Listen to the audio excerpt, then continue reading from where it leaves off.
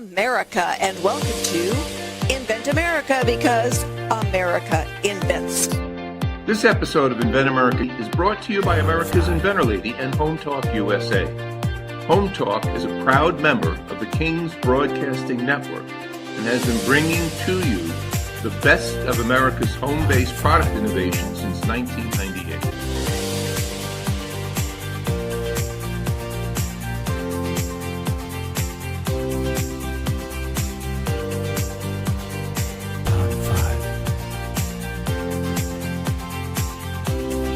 This segment of Invent America TV is brought to you by the law offices of R.P. Baraska.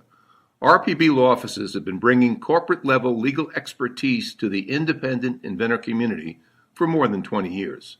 For all your inventing legal needs, trust rpblawoffices.com. Our first guest today is Al Mango. He has got this amazing product. We have all used it, and we just didn't know that Al was the inventor of it. And as I said, my first guest today is Al Mango with Mango Rock. You are not a rock band, correct, Al? Correct. So tell everybody a little bit about yourself, Al. You know, you were an artist. You still are an artist, but give us a little bit about your background. Well, Rita, I started out basically as just a geeky kid that loved to draw. I wanted to be a Marvel Comics artist years ago. And my father actually started to teach me concrete. We were South Jersey, Italian guy.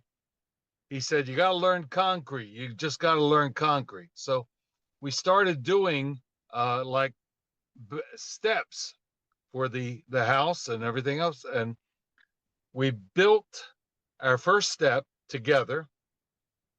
And I started realizing I could use that knowledge and begin to use my artistic knowledge and bring them together. And that's when I began to realize that there would be a market for artistic concrete. Well, you know, I don't think most of us think of concrete as being artistic. So, you know, good for you. And, you know, as an inventor of the process, correct? You invented the process, and that's what your patents are on. Correct. All right. So as you know, kind of transition from, you know, making steps and sidewalks with your dad into the art world of concrete, you ended up working for Universal Studios in Florida? I did. What were you doing? Tell everybody. It's like, you know, like I said, we've all seen your products everywhere. What are they seeing? How would they say, oh my God, Al did that? Well, while I was they hired me to basically become a scenic artist. I moved from there to be a scenic supervisor, and I started developing new techniques in paint, concrete, and then I moved from concrete into lightweight concrete or lightweight foam with polymer mesh, and moved from just building the entire thing out of concrete into taking lightweight faux rock and developed it with a polymer mesh. And I started building rocks for Chevrolet, for Nissan, for Toyota, for Ford. And I used the retaining walls built of a lightweight EPS foam and basically put them all together, and now you have rocks all over the country that can hold 50,000 pounds. Wow. Well, you know, for our listeners out there, when you drive by a car dealership and you see a display out there that's got, you know, a vehicle up on a bunch of rocks, those rocks were Al's invention. That's where his technology is. Correct, Al? Correct. It's got to be a real high to drive by and say, wow. Yeah. Oh, yeah. Oh, yeah.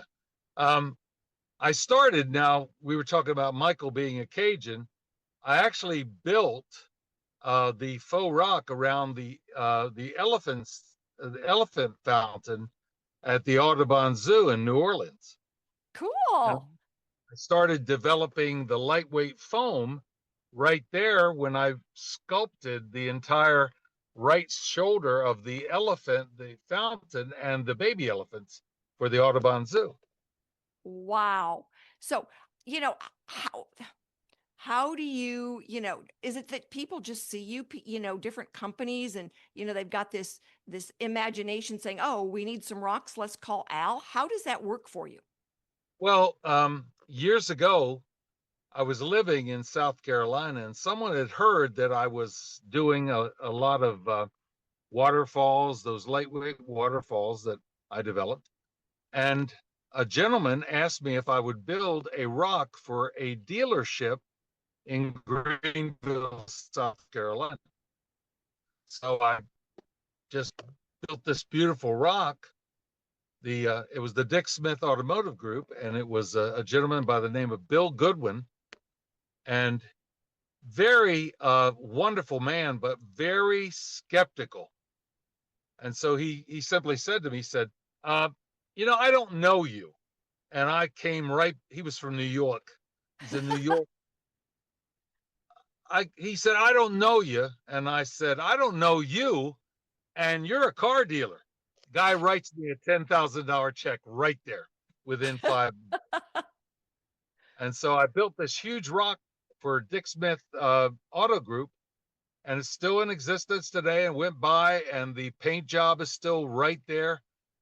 I built a huge boulder that covered over the all the plumbing and everything of the rock, because we had waterfalls and everything else. And it was lightweight foam. Someone actually gave me all this massive amounts of foam, and so I started using it, building rocks, building uh, the Ram's head for the Jeep and Ram, Jeep, Dodge, Chrysler, Ram.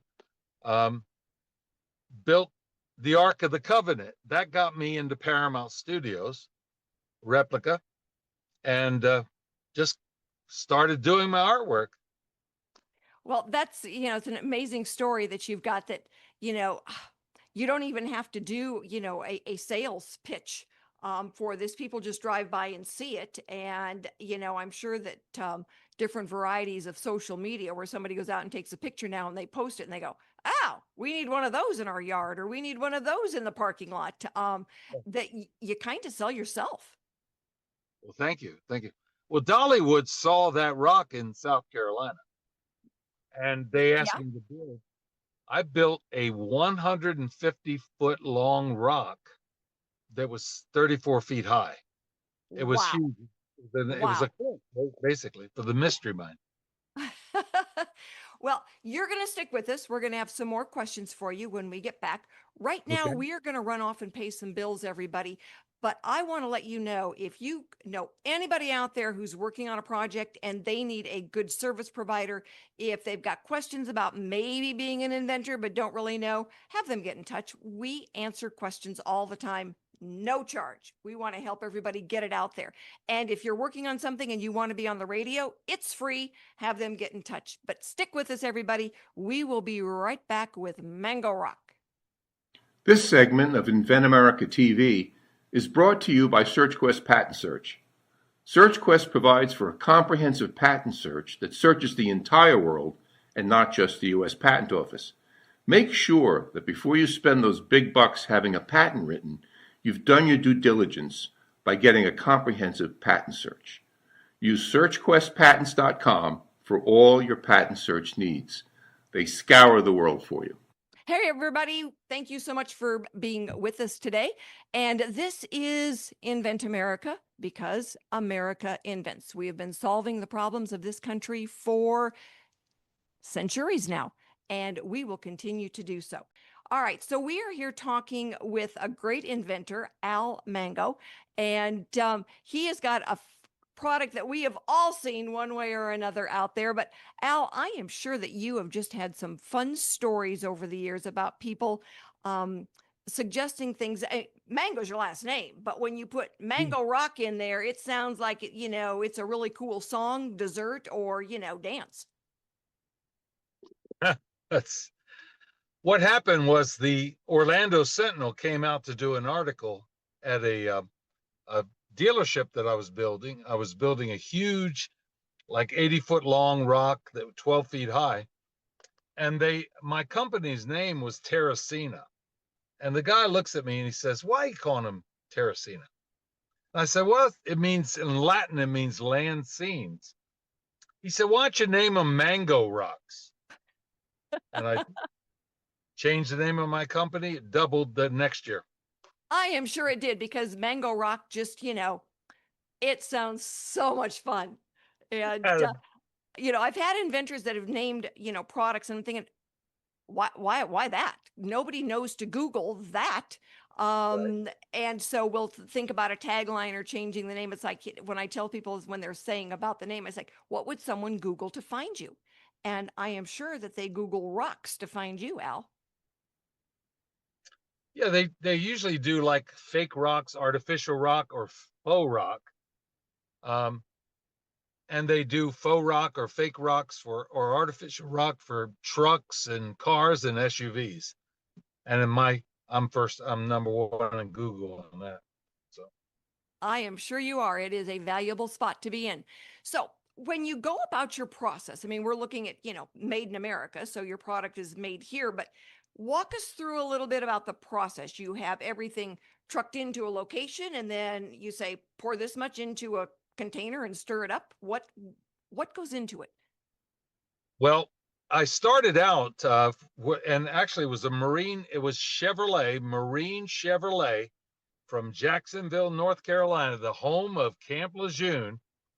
They called me up and they said, "We want you to build a lightweight faux rock retaining wall and then make it so that we can put, 500, I'm sorry, about 80,000 pounds of vehicles on top."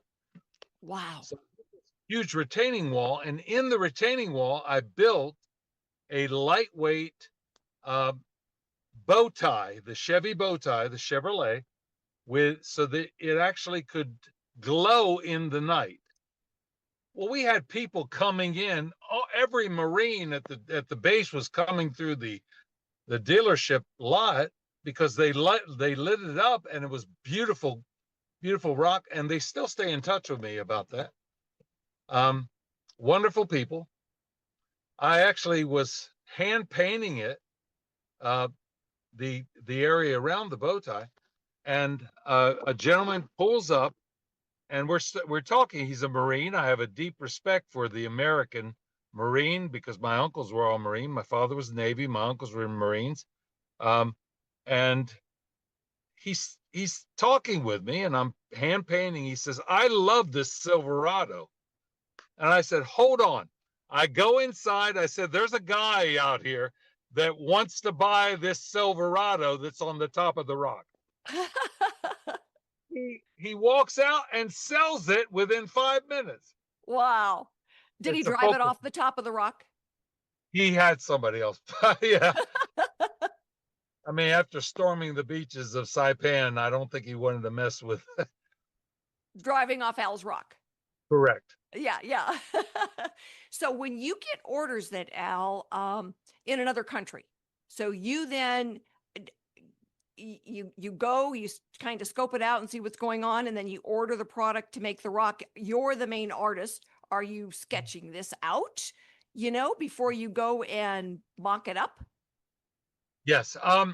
The lightweight displays, and you can, I mean, with a foam, a 2 pound, what's called EPS foam, with polymer mesh, and some of the materials I use, some of the materials were used in the dinosaur bones at Jurassic Park. Wow. Things called Flexirock and flexible cement and everything else. I've used fiberglass and stuff, but I can build them in America. I can build them in the United States, ship them anywhere. I just came back from the Middle East. I went to Cairo, Egypt.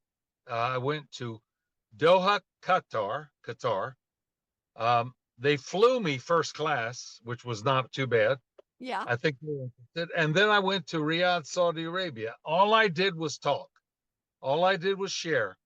Everyone's interested. Everyone's interested in Mango Rock. And then I went also to Milano and talked with Campari about my lightweight grottos for the marketing of their wine cellars and stuff like All right, I've got to ask you a personal question, Al. Did you ever ship any of those dinosaurs to Dinosaur Park in Rapid City, South Dakota? that. No, I didn't. But you know what? I've done some dinosaurs. Well, that's where I grew up. I spent a lot of time as a kid up there, and I know they replaced those dinosaurs. Man, next time, and my nephew lives right below the mountain. Um, I'm gonna send them your name and say next time you have a dinosaur done, you need to use some mango rock out there. Yes. One of the best things to make dinosaur bones, believe it or not, is fiberglass. Is Bondo that you would use for Bondo in a car Huh. for So repair.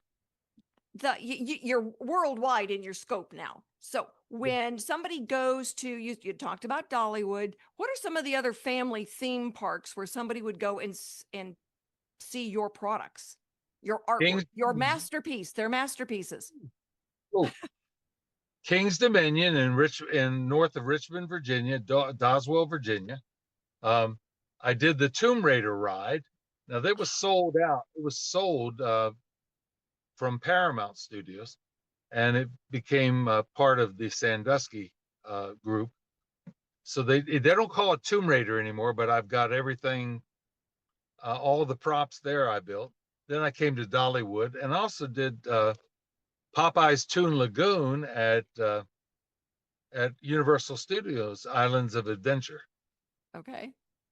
So that is so cool. I just find it fascinating, that there are inventors out there like yourself who, they do these huge projects and everybody sees them, whether you're driving by a dealership or you're going to a theme park with your family. Everybody sees them and they go, "Oh, isn't that cool?" But we never know where they started from. And in Correct. your case, they started from a man that was doing sidewalks with his dad, and going, "I really don't want to do sidewalks, Dad. I want to do something else." But Yes. you paid honor to your dad by taking the technology and making it bigger than sidewalks. Well, actually, my father was a great concrete guy. He was absolutely a genius, and my mother was an incredible artist. So I kind of merged them. You did. You did.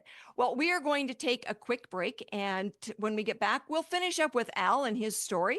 And I want to let everyone know if you are out there and you've got a product, let us know because we would love to get you on the radio. We would love to hear more about your story. And we would like to tell all of America about the product that you are selling, so that they know what problem you have solved. So stick with us, America, and we are going to share with you some more of that story. If you're an inventor or you know an inventor out there who would just like to be able to have a conversation with other inventors, join the Inventors Roundtable. It's free. The meetings are virtual, so you can be anywhere in America and talk to another inventor. And for a lot of folks out there, understanding the process, being able to ask questions, getting good service provider information is critical to the inventing process. So, got questions? Want to join? It's free. inventorsroundtable.org. Hello, America, and thank you so much for being with us this afternoon as we present to you Al Mango with Mango Rock. Incredible inventor, wonderful story. So, Al, it has been wonderful to have you with us today and tell the story and all the different travels. But I find it fascinating that you took the best of your dad and the best of your mom and honored both of them by combining your technology into a new product. Well, they taught us to innovate. Um, my father had the philosophy: you don't buy your kids massive amounts of toys. You let them experiment. So we were always working on something. Tree houses, underground forts. Instead of buying toys for us, they would buy us things to stimulate our minds. Shovels, which stimulated Yeah. our I had a friend ask me the other day, "What kind of vitamins are you on? You look so strong and fit." And I said, "It's called a weed whacker." Every day we go out with a weed whacker and we cut something down. It keeps me fit. Oh, shoot. So it's what's next, Al? Where, you're looking at building the next rock. What's next? Well, I'll be honest with you. The lightweight, the future for Mango Rock is not with massive amounts of concrete. It's lightweight. It's development of harder and more flexible coatings, such as flex rock, and you can literally ship it anywhere in the world and drive on it. And on my website, mangorock.com, you can see where I've actually developed things for Nissan that you can ship them in for shows and everything else, and drive right on them. It will hold 50,000 pounds because it does. Well, and I've been to your website a couple of times and looked at the incredible displays that you've got there and the equipment that is sitting on them. It's impressive and it's massive. And so being able to create something that you can easily ship, so it allows you still to have control of that intellectual property, because that's important. And just, it makes a big difference for you to be able to make it here and ship it than to have to go there, order all the materials. Installation is one thing. Starting from scratch is something completely different. Well, Rita, let me interject here, but Rita, we all know that shipping costs, weight and shipping costs. So just the point of him cutting that part of the equation out to make it cheaper to ship because his material is lighter, man, that's more than half the battle, to be honest with you, to make it affordable, because it don't make sense if, so many technologies out there can be developed, but they have to figure out how to ship it, and then the shipping costs will just kill you. It just makes it not feasible. So Al, man, kudos to you to figure it out, just on the shipping part of that. You know what I'm saying? Thank you. Yeah. Thank you. Yeah. So where are we going to see your next big project? Not the technology, but what's coming? Where are you on the road to next? I've got a lot of movement right now in Florida. I was talking with a Chevy dealership in Central Florida and a Ford dealership also 20 miles away from each other. They're very interested. The Middle East is opening up to me big time, and I can't do work in the Middle East in the summer, but I can do it in the winter. When I was in Riyadh, Saudi Arabia in January, and in Qatar, mid-January, it was perfect weather. Most of the dealerships in the Middle East are huge under roof, because believe me when I say this, when I went to Dubai in 2016, 128 degrees, and wow. It was just too hot. Oh yeah, no kidding. I can understand why everything is indoors there with air conditioning. Correct. So, it's been wonderful to have you, Al. You are certainly, you're not doing the basic consumer product, and yet the basic consumer sees you probably on a regular basis. So the next time you're out there, American, you drive by and you see a big rock display, you can say, thanks, Al. We're really, really glad that you're doing this. Yeah. So thank you very much. Well, it's been a pleasure to meet you, and thank you for reaching out, and a pleasure to hear your story online, and congratulations for everything that you do.